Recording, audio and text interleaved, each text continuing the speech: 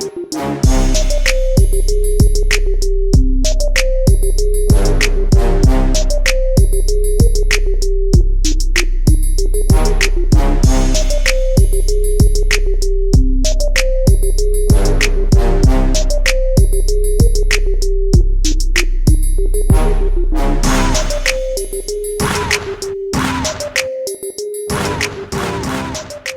going on, guys? I've got Coach Jacob Gruse here with me, episode 5 of Coaches Conversations, and I'm really fortunate to have him with me. He's a St. Albans high school graduate in 1997. Is that correct, Coach? That's right, man. You're making me an old man real quick. Appreciate that. 97. So now he is the current head coach at Cave Spring High School in Virginia. That's Class 3. Is that right, Coach? That's right. All right. And not only is he the head coach, but he is also a state champion head coach. And they were able to make it to the state championship this year. And so that is just a phenomenal accomplishment. And Coach, correct me if I'm wrong, but I believe J.J. Reddick is an alumni of your school. He is. And if we get another one of him, I'd probably get another ring or two. I'd be a heck of a lot better coach, that's for sure. I grew up in North Carolina, and J.J. was in college in the latter part of my high school years.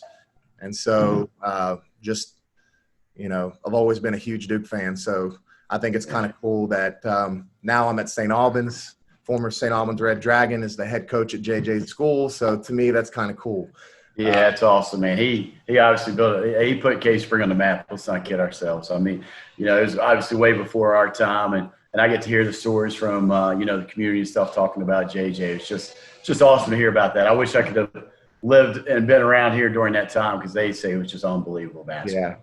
Yeah, I bet, man. So, Coach, just really looking forward to using this time to get to know you a little bit. And like we talked about before we started, you know, we've followed each other on social media. And, you know, I think me and you both agree that social media can be a very negative tool, and it can also be a very positive tool. And I think that you, based off of my observations of you over the years on Twitter and then Facebook recently, I just think that I've seen you use that platform for positivity. And, you know, talk a little bit about that and just how you've done that. Yeah, I mean, in today's world, that's how you get to know people. You know, it's great to be able to connect with you. Didn't know you from Adam, you know, and when we get to connect on social media, you know, still ideas and still philosophies and things like that. I'll never forget, I was Mr. Anti-social media my entire life. I was fortunate enough when Coach Bob Williams hired me at West Virginia Tech. We'll talk more about him in a little bit, I'm sure. My first meeting with him was, "Hey, Coach, I can't find you on Facebook or Twitter or Instagram." I'm like, "Man, I'm old school. You know, I don't do that stuff." Yeah. He's like, "Well, you'll have that done by 11 if you want to keep your job here." So I got it done by 10 a.m. Let's not kid ourselves. You know, I thought social media was crazy. Was just, man, like I don't want any part of any of that. But man, you know, after I got on and after I evolved, it's just kind of like anything. If you use it in the right way, man, it can be a really powerful tool. You know, I'm addicted to social media just like anybody else, but rarely do I put anything out about like my family or my personal life. Right. It's a lot of just promoting our program and promoting our kids. You know, in today's world, you know, it's really easy to flip a highlight video to a coach on Twitter that you may not know, but he may look at it. You know, it's a great way to promote, you know, our kids and our program, our culture, what we do. Yeah. You know, every kid likes to see a picture of themselves on social media. Every kid likes to see a video of themselves. Mom and dads love to see that. You know, I think it kind of gives everybody like an inside look into your program and like how you do things, how you run things. You know, but a lot of people on the outside looking in, you know, I was on a Zoom call a couple of weeks ago and they were kind of talking about this same thing. You know, a lot of people like get jealous of what you do and resent you for being so much on social media. Yep. But, you know, like I told them on a Zoom call, like, who cares? Like, do what you do and who you are. And again, if you're doing everything for the right reason, you're promoting the kids in the right way. Like, it's not about, you know, Jacob Gruse. It's about Cave Spring basketball and our program and what we want to do. Yeah, that's good, Coach. And I think that just shows the ability to adapt. I mean, obviously coaching has changed over the years, and, you know, we live we coach a generation of kids that are plugged in more than ever. Mm-hmm. And so how we reach kids, you know, and how we evolve reaching kids over the years. Even when I first started 12 years ago, it's not even close to the same as it is now. No, So I just we're in an instant gratification world. Kids want how many likes they can get, how many shares they can get. Yeah. And if we try to be that old school coach, man, I'm not doing that. Like, you're missing out. Like then that goes into like building relationships with your kids and being able to relate to your kids. Like, if you don't know what's going on in their world and know their language, which is social media, you got no chance. Yep, exactly. Coach, man, let's talk. How long have you been coaching? 100 years, it feels like. I used to have a whole lot of hair like you did, Coach, and coaching. I'd take gray any day of the week. I think I just finished up my 18th year, I think, and so I've been all over the board. Talk to us a little bit about your journey. So I graduated Concord College in 01, I believe it was, in December of 01. Got a job in North Carolina. Walked in, never forget. I was there for 2 days doing teacher work days in January.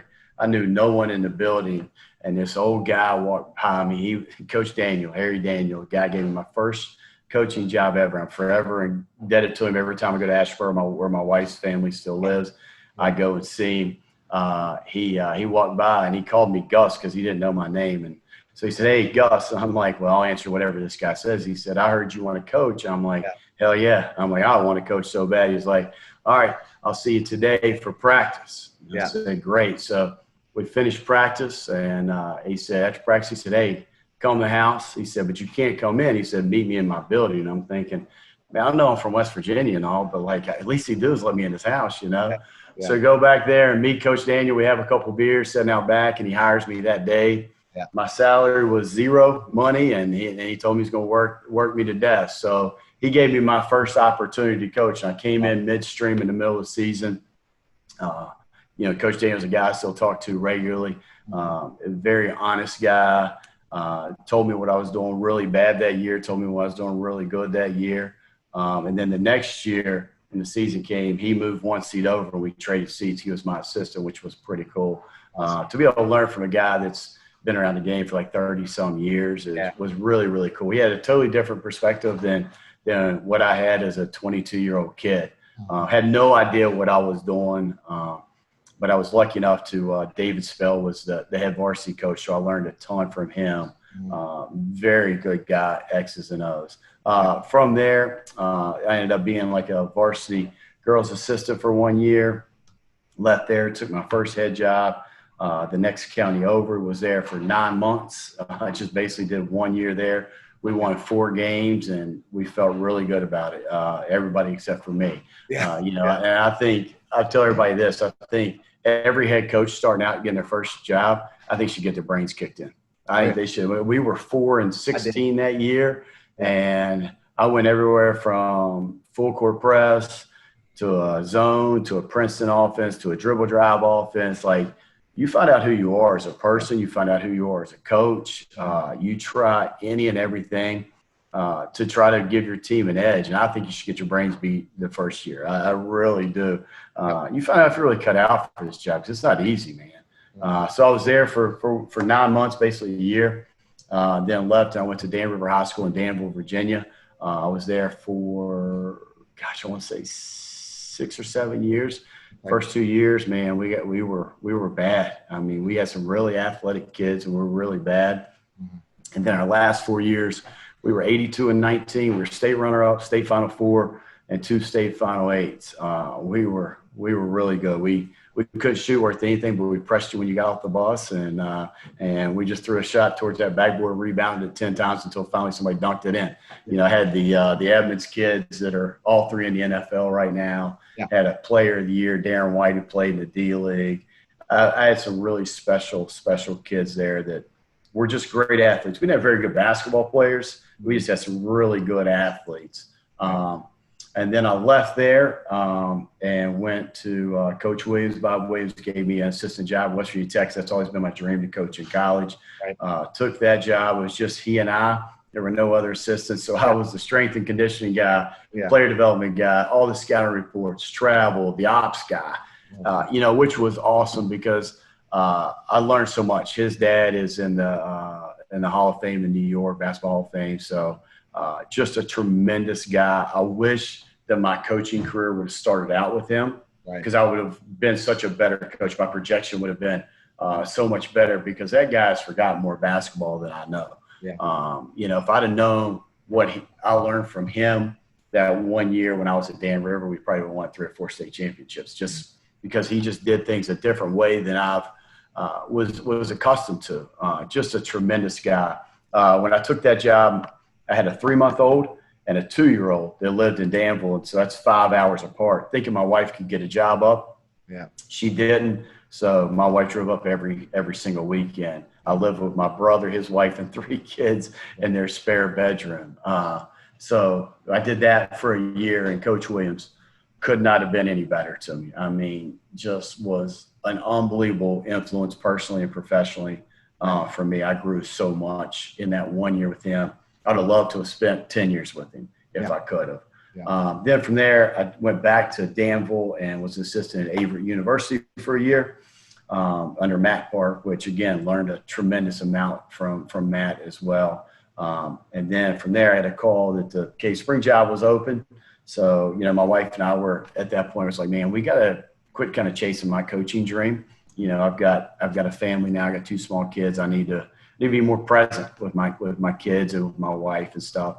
You know, I don't know how much you guys know about Cave Spring, but like, I'm going to brag on our school. Our test scores, which don't mean everything, but I'll put them up against anybody. Our education from kindergarten through high school, where we put kids, where they land in college, and I'm talking academically, not athletically, is unbelievable. The resources we have, the opportunities our kids have here is unbelievable. So, and, you know, and then the basketball was really good. I walked into a really good situation in basketball as well. So it seemed like a good marriage for us. And, you know, we just finished up our 6th year here, and, you know, we've loved, you know, 99.9% of our time here. You know, as a coach, you don't love it 100%, but just really good administration, very good community, great players. And it's just, my journey. I've been really blessed to have been around a lot of really good people. Yeah. Coach, there's quite a few things that stick out to me about your journey. First of all, I don't think that, like, people that don't coach, I don't think they necessarily understand the amount of time at any level, whether it be the high school or the college level, you know, if you want to do it the right way, how much time that coaches actually put into it, not even just in the building, but mentally, you know, and we actually, on the flip side, I think that we have to learn how to compartmentalize so we can be present at home, you know, because our mind's always thinking, like, what do we need to do? What can we do better? What, you know? And so I think that sometimes, you know, listening to your journey and just talking about, you know, from college to high school and stuff, and the amount of time that you've spent, you know, over the years dedicated to the game and to serving young people, I think that it's admirable. And I think a lot of people, the average Joe, probably doesn't understand, you know, what we do from a time standpoint. They have no idea the time, the effort, the money, the sacrifice that, I mean, you've got children as well that, you know, you're leaving your kids at home to go to the gym to be with somebody else's kids. You spend more time with other kids. And unless the state of West Virginia pays you guys a lot more, we obviously don't do it for financial reasons whatsoever. But it is all about the relationships and being around kids. And, you know, it's the only job that you're probably going to work, you know, crazy hours and get paid really little pay for. And I think I might have told you this before, but I actually grew up in Asheboro. I don't know if you do that, but I think we had talked about that at some point in the past. But I still have a ton of family down there. I went to Eastern Randolph. What's crazy is one of my freshmen, I don't know if you remember J.D. Atkins. His son graduated, or his son was a freshman for me this year. They're actually moving to Asheboro, and he's going to Southwest Randolph next year. So, I didn't know that. Oh, wow. He's playing with Matt Kaiser. It will be his coach, who I played against. We graduated the same year. So it's kind of crazy, the circle of things. But Coach, what's the biggest factor that shaped your coaching philosophy? Obviously, you've had a lot of mentors, and what's really shaped it? Is it a culmination or? Yeah, I think I tell everybody when you get into coaching, you're going to work for a bunch of different guys, especially not being able to just get right out of the gate and just get that first head job. You're going to be a assistant JV, maybe an assistant varsity, a head JV, maybe back to an assistant varsity again until hopefully you finally land your varsity head job. And like I tell everybody, man, learn good and bad from everybody. Learn man, when I get this job, I'm not going to do this, or I'm definitely going to do this. I think you have to take all those pieces of the puzzle and put them together. You look at, I'll use Bob Williams because, again, major, major influence on my life. And I'll look at the things that he did. And again, like I said before, I don't want a lot more games if I'd have been his assistant early on. He did a tremendous job with, I tell everybody this all the time, this is when West Virginia Tech was in Montgomery. If you can win games there, you can win games anywhere, and I mean that with all due respect because I really value my time that I was there with Coach. But it's a tough place to win. It's a tough place to recruit. So, that guy there needs to be a statue in front of West Virginia Tech of that guy because he won and he won at a high level at West Virginia Tech. So, he was a major, major influence in my coaching career. Coach Daniel, I'll be forever indebted to him. I was 22 years old and he gave me the opportunity to come in and gave me a whistle the first day and expected me to coach from day one. A lot of guys are like, yeah, I want you to be my assistant, but I need you to handle a clipboard. I need you to sit in the corner. They don't give you that free range to really develop your craft. And, he allowed me to make mistakes and, he just really mentored me. He had me over for dinner, shaped my life a ton. So, those are the two guys that really stick out that I'll be forever indebted to for giving me, opportunities. Right. Obviously, we're going to talk more about Cave Spring and your team that you had this year. But being a state champion, as a coach, you obviously, have the ability to motivate. I think that's huge.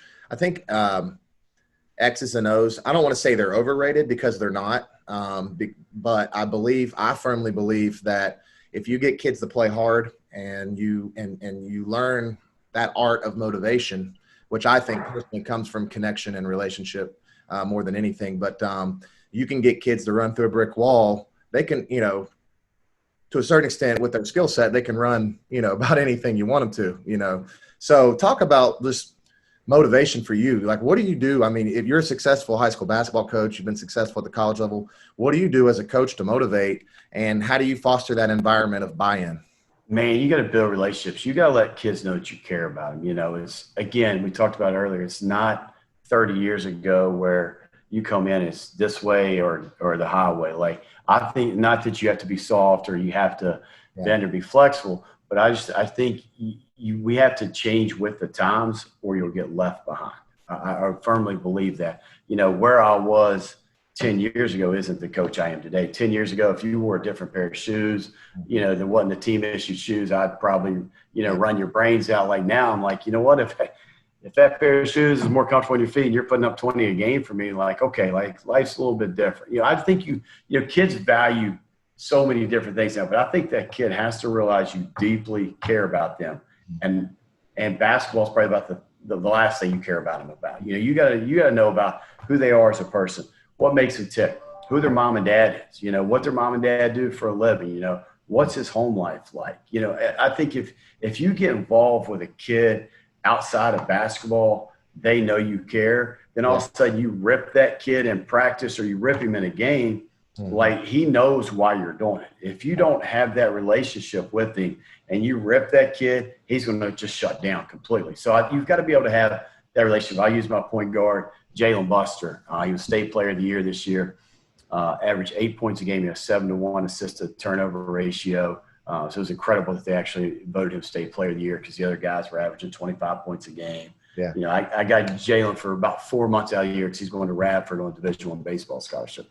Unbelievable kid. But he's my point guard. And how it is. Point guard's an extension of the coach on the floor. And I could wear that dude out. He was, one of our better players. And, I'm screaming and yelling at him. And the other dudes are like, man, if coach can yell at him, he's probably going to be yelling at us too. But I had that relationship with Jalen that he knew why I was doing it. You know, he knows my expectations of him. Yeah. And again, if those kids don't know you care, man, one, you're in the business for the wrong reason. Like you got to get out. If you don't, you know, deeply care about kids and their well-being, Yeah. you're in trouble. You know, I think in today's world, man, with coaches, so many of them being outside of the building, I think that hurts big time. You know, I'm following you just like you do, and every other coach who's in a building. You know, you're following up with them when they're great, stopping them in the hall, you know, asking them about their girlfriend, asking them about who they're taking to prom. Like those conversations seem really, really small to people on the outside looking in, but like I think it's major, man. You've got to be able to create that culture of everybody cares, man. And I think that's where you get your buy-in. Absolutely, Coach. Yeah, and you know, just I take it back to my playing days, you know, which for me was high school 2000 to 2004, 2001 to 2005. But just remembering back to those days, man, the world of difference that it made when my coach just asked me something that didn't have to do with what basketball, you know, like just asked me like what was going on. You know, teenagers, especially in this day and age, and we talked about social media, I think it plays a huge role in it, but these kids have so much going on. Like it was a lot more simple, you know, a couple generations prior, you know, 100%. Technology, social media, but you know, these kids are constantly seeing things, information overload, trying to seek approval, you know, and all this stuff is just hitting them. And so I think that even more now than it was in the early 2000s or late 90s, you know, I feel like that just, you know, trying to ask a kid, you know, how he's doing or what's going on in his life, take basketball away from it for a few minutes. You know, I think that goes a long way. Oh, I agree. And in today's world, man, shoot him a text. Just flip him a text, man. How's your day going, man? Yeah. Hey, you guys need anything? You know, we had a kid's dad's house who was getting water in his basement because we were having those crazy rains in early March. Hey, man, does your dad need anything? Like things like that, man. They're like, man, this dude cares more about me than he does how I perform on the basketball floor. And that kid's going to do way more for you. You're exactly right, Coach. Yeah. Coach, you don't win a state championship without having a great system, you know, and obviously great players too. But, you know, you got to have some organization, and I know you have that. Talk to me a little bit about your offensive and defensive style this year and kind of the things that you did that made you guys so successful. Yeah, as a high school coach, man, I'd love to have just one system. But, you know, when I was at Dan River, I had a very different kid than what I have right now. Like, I love to get up and press. I love to go. Right. But as a high school coach, man, it's every year. And I think that's one of the best things about being a high school coach is every year is a new challenge. Like, you know, you get kids that graduate, you know, maybe a kid doesn't come back, kid decides not to play. And you're putting all these pieces of puzzle together. To me, that chess match is awesome about it. Where in college, you know, you can recruit to a system. So to me, you know, I love it. This past year, you know, we had a kid. He'll be returning for me. He was a junior last year. Led our team as a shooter, averaged 18 a game. Then we had a 6'8" post. He was kind of like more like a stretch 4, who I think he averaged 15 a game. Then we had another kid that averaged 12 a game. Then another kid averaged 8 and 7. So we were completely balanced this year. You know, the good thing about the team I had this year is we had 5 guys on the floor that could score the basketball at any point. You know, my point guard, I told you earlier, only averaged like 8 points a game, put up 26 one night because they were trying to shut down other things. Yeah. You know, everybody's like, oh, man, well, your job was really easy this year because you had a 6'8", a 6'7", you had, you know, a couple really good shooters, you had a great point guard, and you had depth. Well, there's only one basketball. Yeah. So, like, that's where it gets interesting for us as high school coaches. You know, I love being able to sit down and watch game film and prep for an opponent and be like, all right, like I think we have this advantage against them. So, you know, every night we like to work the ball inside out. This past year, we, as most high school coaches, I overcoached way too much. We had 39,000 offenses that we ran. But with the kids I had this year, we could run it. You know, we had a lot of guys who I'm good buddies with. We're like, man, you guys were so hard to scout for because you ran so many offense. You know, as a coach, if you're putting in that scouting report, you're going to put in the top, you know, 4 or 5 offenses they're going to run. But, man, our playbook was like this. I had a really good assistant. Right. It was kind of our offensive coordinator, and, like, he loved just tinkering with offenses and roll with it. So, offensively, we ran a lot of stuff. We ran to score every single time. And then if we didn't have it, man, we ran some really good offenses this year. Our kids, again, really bought into what we wanted to do and how we wanted to do it. And, our philosophy that we were starting to preach, because last year, before we lost in the state semifinals, so we knew we were going to have a good team coming back, was guys like, trust the process. You might score 17 tonight. You might score 4 tomorrow night. And that's okay as long as we're getting that win. And our guys really bought into it, which is really, really hard for kids to do that. Defensively, I'd rather eat off my arm than play zone. I absolutely hate zone. I hate it with my 10-year-old son. He plays. I coach his rec team. And we're doing a little AAU team with him, and I'm the only AAU dude in America, 10 years old, playing man to man. And we're going to get crushed. We're going to get crushed because of it. But long term, it's going to be really good for him. So we are a man to man team with a ton of ball pressure, and then we at least have 2 guys in the paint at all times. We don't deny the wings. We try to force the ball to one side, keep it to one side. We ice every ball screen, which a lot of people don't do. But I think, high school coaches, again, overcoach way too much. And if the ball goes here, you got to reverse it to here. And if we don't allow it to reverse back, kids kind of freak out a little bit. Then the coach starts yelling at them, and they freak out even more. So, we very rarely press anymore. We may push up on the point guard. Oh, that was this past year. Years past, we've pressed a lot. But I think you just got to figure out who you are and what you do, and how you can do it well. But we were completely balanced. We had a lot of length this year where we could really get into some people a lot more, because I did have a 6'8" kid in the middle that was long and lanky and was really good at altering shots. He didn't block a lot of shots, which I'm fine with, but he would alter shots. We gang rebound really well. And then we got it and we ran, man. We scored a lot in transition. If not, man, we did a good job of running some offenses this year. We really did. Sounds like our defensive philosophy, at least this past year, obviously it changes with personnel, but sounds like it was very similar. We, our core man-to-man is the same thing. We probably ran 98% man-to-man, I'd say.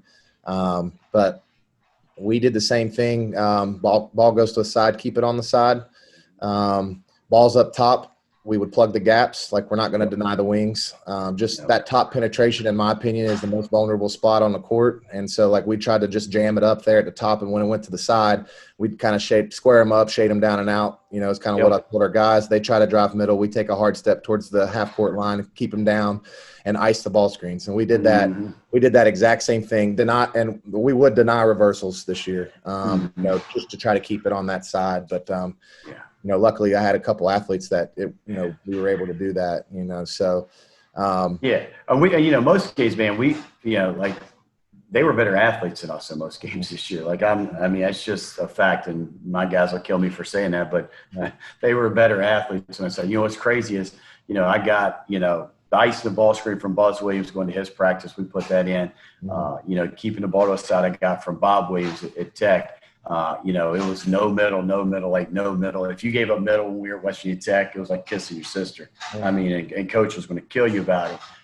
My assistant was just giving great compliment to about being an offensive guru. We try not to give up middle at all. And he stats after every game how many times we give up middle and what percent they score on it. And then same thing, the reverse of that. And then offensively what we do. And our guys know that's the first thing when they come in after a game. Is Coach Ross going to be all right, they got middle this amount of times, this how many times they scored on it.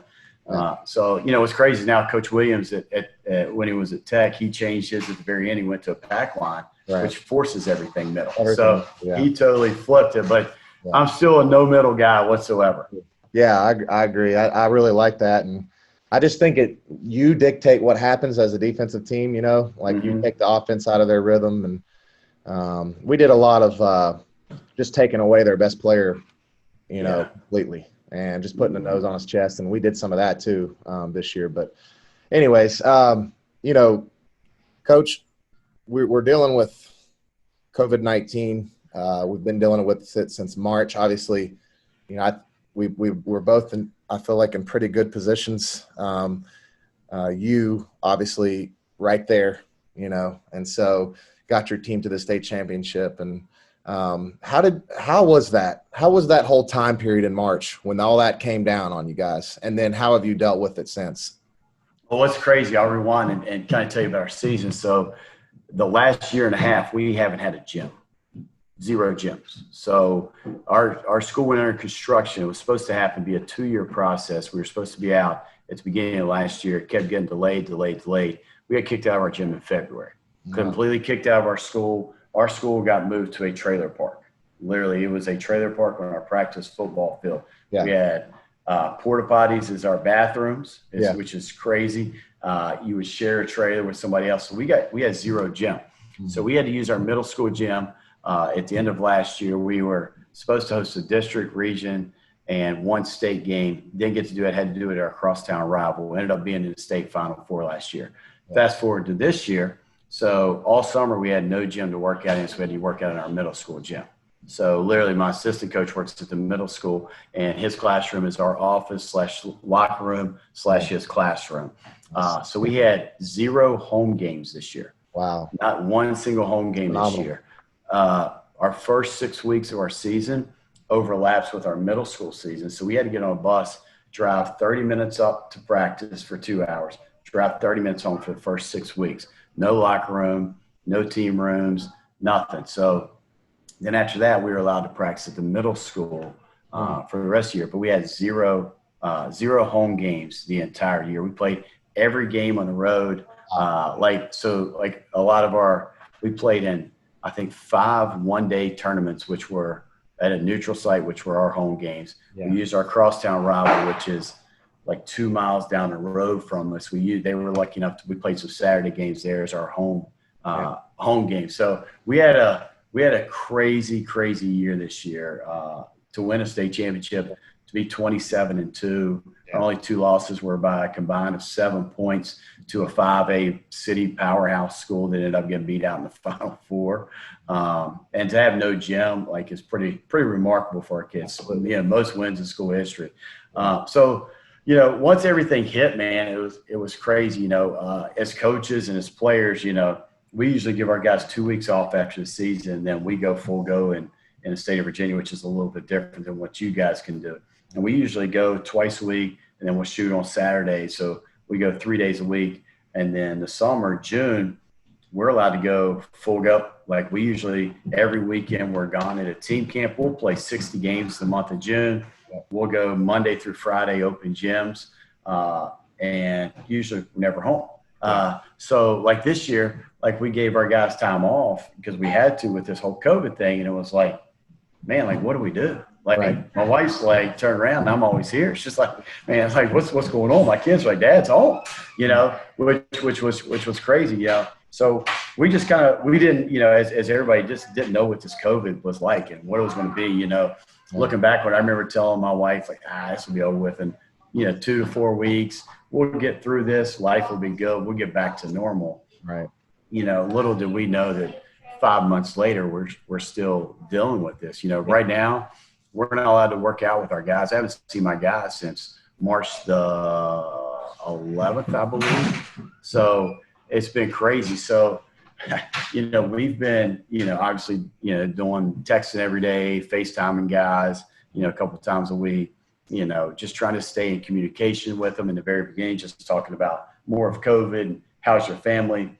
And then now we've turned it into basketball. We do a daily challenge. I remember we started sitting down and doing a daily challenge, and we rolled it out to our guys. I remember telling my wife, she was sitting there, as a coach's wife, they're part of your staff as well because you bounce every idea off of them. And I'm like, hey, I just need to come up with some stuff to be able to do for a couple of weeks because we'll be back in the gym, late spring. By June 1, I'll be definitely in. So, I was on a Zoom call and some guys were doing a daily challenge of, and the way we do it is, I send it out, usually 8 a.m. Mm-hmm. And something that they got to do that keeps them accountable, keeps them engaged, keeps them communicating with each other. And, it's got to be measurable, and there has to be video evidence of it, So what we do, today's was, I think, 20 push-ups, 20 crunches, 20 burpees, 20 mountain climbers, and something else. And they have to video themselves doing it. It has to be time-stamped by 10 p.m. The video has to be time-stamped by 10 p.m. in our group message for it to count. And then we blow them up on social media. Right. It's just a way, again, kids love to be put on social media. They love to see themselves. And it's a good way for them to compete. Yeah. And that's really all we can do right now. Yeah. It's been crazy, man. Some other people are allowed to start getting in the gym. You guys are in the gym. Yeah. Tennessee's allowed in the gym. North Carolina's a little bit allowed in the gym. But right now, man, we just, like we were talking earlier, we had a big VHSL meeting. Yeah. Football's not happening this fall. They're looking at a condensed season for basketball. And, we got to worry about getting in school before we can worry about anything else. Right. Yeah. Yeah. I think, the biggest thing that we've been, obviously before we were able to get in the gym with the guys, was just making sure that things were okay, at the house. And some kids are used to going full tilt. A lot of these kids, here, there, and everywhere all the time. So like now you're hunkered down at home, and it's just a little different life, for these kids. So we did the same thing with the FaceTimes and the texts and that kind of thing. Fortunately for us, like you said, we were able to start working out. The SSAC rolled out phases. So we did phase 1, outdoors, small groups of 10, workouts, phase 2, and then phase 3 is the current 3-week period that we're allowed to have. But I would say that as the cases are spiking, I would say they're going to start reeling us back in, on that stuff. So different time for a coach. It's heartbreaking, I think, for some of the kids that are upperclassmen. They don't get those experiences. We had a couple seniors. We had 3 seniors, but that didn't get a chance to compete in the state tournament. You know how special that is in the state of West Virginia. And it's the best, man. The state tournament is the best. I remember going to it as a young kid all the way through, and even when I was in college going back and recruiting it, man. West Virginia does it the right way, man. They really do. That's if you've never been, for people when you put this out, if you've never been, man, go up there, man. It's really special. It really is. And just being able to think about the seniors not having that opportunity is kind of heartbreaking. But nevertheless, the thing that we tried to talk to our guys about was like, guys, this is completely out of our control. Like, what can you control? And our little hashtag that we used within our group message was separation season. Yep. Because at this point in time, if you're not intrinsically motivated, you're just going to be couch potato. You're going to get left behind real quick. And that's what we told our guys. Like, you can really separate yourself one way or the other. You can fall off and maybe not even make our team next year, or I said, just being in shape when we come back will put you so far advanced to other guys. I said, it's incredible. I'm glad you guys used that as well. Yeah. So, Coach, you're from St. Albans. Again, we've not had a ton of time to speak, obviously face-to-face, been social media friends for a while, but just so you know, I mean, there's a lot of people here that have high respect for you, and a lot of good people here. You still got people here, and just talk about growing up in St. Albans. There'll be a lot of St. Albans people watching this, and you played for Coach Williams and played with Brett Nelson, and just talk about those experiences for a second. Man, I tell you what, man, growing up in a small town of St. Albans doesn't get any better, man. It's a special place, man. The community, as you've seen, is unbelievable, man. Like, such a tight-knit community where people care so much about each other. I wouldn't change the way I grew up for anything in the world, man. Yeah. Like, just, I still talk to guys I grew up in the neighborhood with, the older guys, my brother was 4 years older than me. And those guys that I looked up to growing up out in every circle, them beating you up physically and beating you up on the basketball court, baseball, football, whatever we were doing, man, just watching those guys and admiring those guys because they got to play for St. Albans and you wanted to be there one day, man. Like, I'm telling you, there's not a better community in this world than St. Albans, man. It's special. Oh, people that aren't from here don't really know it, and they don't get it. They don't get it. And to be honest with you, it's changed over the years, but I'm telling you, man, it hasn't changed either, because there's still a large amount of people here that are exactly the way that you're explaining.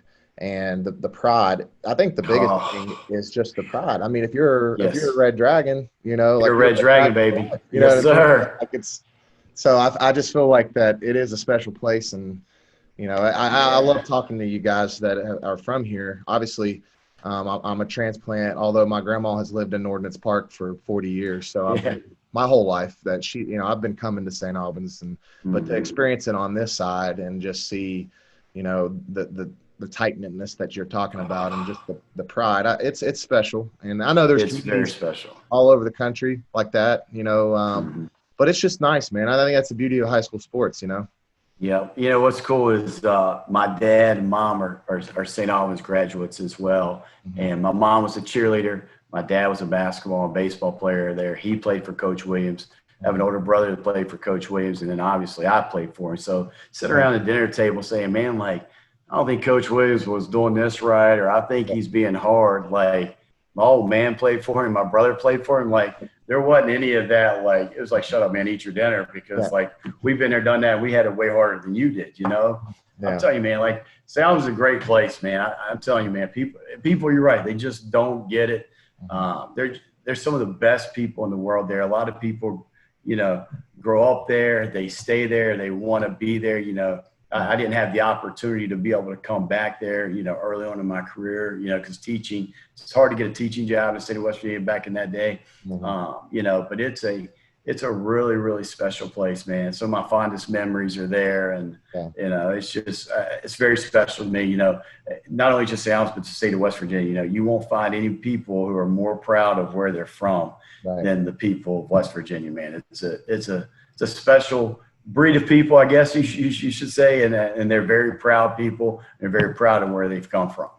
Yeah, I agree. And, just from my standpoint, I'm one of those guys that I really try to be conscious about not taking things for granted. And I think that it was my dream to be a high school basketball coach, probably from that time I was 16 and on. I think I was really when it clicked with me. And so any chance I got, I had an opportunity before I came to St. Albans, and then to get another chance here at St. Albans.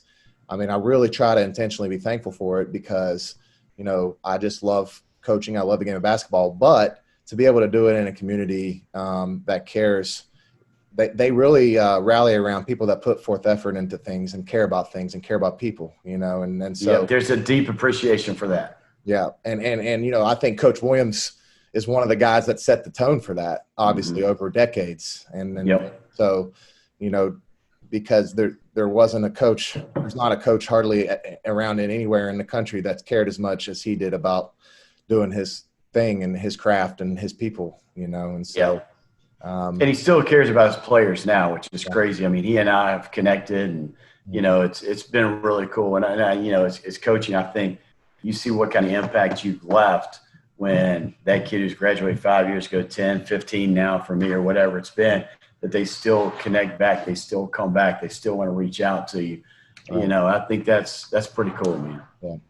Coach, real quick, as we wrap it up, you're a husband, you're a father, and you're a coach, you're a teacher. You wear a lot of different hats. What's it like being a husband, being a father, and coaching? How have you balanced that? And talk about the importance of balance in general with that. We know what really matters in life, and talk about that. I hope I've done a decent job of it. As coaches, I think we question it all the time. I think we evaluate things all the time. I think being a head coach makes it a lot easier because if my little guy's got a basketball game at 9 on Saturday, I can have practice at noon. I think, I think my wife has done an unbelievable job. First of all, I think you have to marry a coach's wife.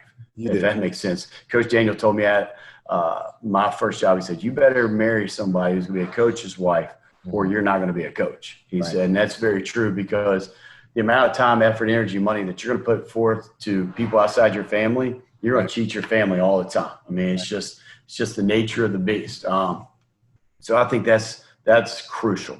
The other thing is, like, I think your family has to be all in. Like, my son who's 10, he thinks he's probably my best assistant coach, my best player. Right. We were playing Blacksburg this year, and this kind of sums up my son. They got a big 6'9" kid who's, I think, the defensive line coach for Virginia Tech. He's a really good player and probably their best player this year. And he goes down like 45 seconds into the game with an ankle injury. And my son turns around to my wife and says, well, there goes the scouting report.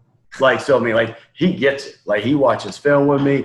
That's awesome. He comes to practice with me. Like, he got a state championship ring because he's part of our program. Like my little girl cheers with the cheerleaders. She's got her own little cheerleading outfit, and our cheerleading coach and cheerleaders treat her like she's one of them. So I think you have to be all in. My wife teaches, or she's a testing coordinator at the school. So she knows our kids. She's got relationships with them. I think you have to be all in. These guys that have this misconception of, well, I've got basketball here and I've got my family here. That ain't working, man. Like, because they overlap in so many ways. I think if you can just pair those together and intermix or intermingle those together, then I think that's when it's really, really good. Again, my son comes to as many practices as he can. He's in the gym shooting. He's in the team room with the guys, and those will be memories he has forever. So I think you've got to include it. You've got to do as much as you can. He goes and scouts with me on the road. Like, you've got to make those special times for your family. And then as hard as it seems, when you get home as a coach, like you said earlier, your mind's still going, you're getting pulled in 13 different directions. Right. Is you kind of got to be able to shut it down a little bit and put your family first at that point. Those Saturday evenings and those Sundays, which is really the only time we get, those have really got to be with your family. And then if you need to do work, let them all go to bed, and then you jump up, get on your laptop and do things. But, I think one thing I've tried to be really good is trying to make sure to show my kids that, like, hey, you're first, hey, like it doesn't matter what's going on. Like, you're still first. You're still my family. And that's tough to do, man. I mean, as much time as we put into it, if you're going to do it the right way, it's really hard. But I think they have to be one. I don't think they'd be two separate things. Yeah. Coach, I really appreciate that example. You said, obviously, my kids are slightly behind yours. I believe I have an 8-year-old and a 4-year-old. My daughter's 8. She's kind of like the girl off of Remember the Titans, though. Like, as far as sports go, like, she really does enjoy it. I mean, I've been taking her to Marshall football games since she's been born, and she loves it. Like, season tickets. And my wife is, when my son was younger, she was like, I'd just rather stay home. I'd take my daughter, and me and her would go, So she likes it. She likes to be in the gym too. But my son's starting to get there to the point where he understands what, when the game's going on, he can sit on the bench. I think we're getting close to that. My wife's looking forward to the time where he can go on the bus with us, or, and that kind of stuff. So, but that example, man, for all of us young parents, I think is a good thing. And hopefully I can be that same example for future young coaches, coming up. Yeah. I think it's important. And those are memories, man, that your kids, like you taking your daughter to those Marshall games, those will be memories of just you and her time. You know what I'm saying? When your son gets to be able to go and ride the bus like my son does, like he thinks he's riding the bus with like LeBron James and James Harden. Like, that's how he views those guys. And those are, like, I know those seem very trivial, and like we take it for granted that we get to ride on the bus all the time, but like for them, and like some of his buddies will ride the bus home with us after games and stuff, like those are things that'll build a program. Those are reasons why kids want to be a St. Albans Red Dragon or K-Spring Knight. It's really cool. And I also think it's a great example for your players, Coach. They can kind of see like what active fatherhood really is. I think it's a win-win, man, when you include your kids in the program like that. And so props to that for you, and just really appreciate your example there. But, Coach, I think we're going to wrap it up. I really appreciate your time. This is something that whenever I kind of wanted to start having some of these conversations with other coaches, I made a list on my pad here, and I believe that you were in like one of the top 5 names I put down, just because of what I've, followed you on social media and just really respect what I've seen. And obviously a lot of people that I respect and know respect you a lot. So I just appreciate your time with us, and hopefully coaches can watch this and learn a little something, but I know I definitely did. And again, thanks for your time, brother. Yeah, man, I appreciate it. Anytime I can talk hoops and talk life, and especially talk to the St. Albans people or talk about the great people of St. Albans, man, it's easy to do, man. I appreciate you having me on. No problem, Coach.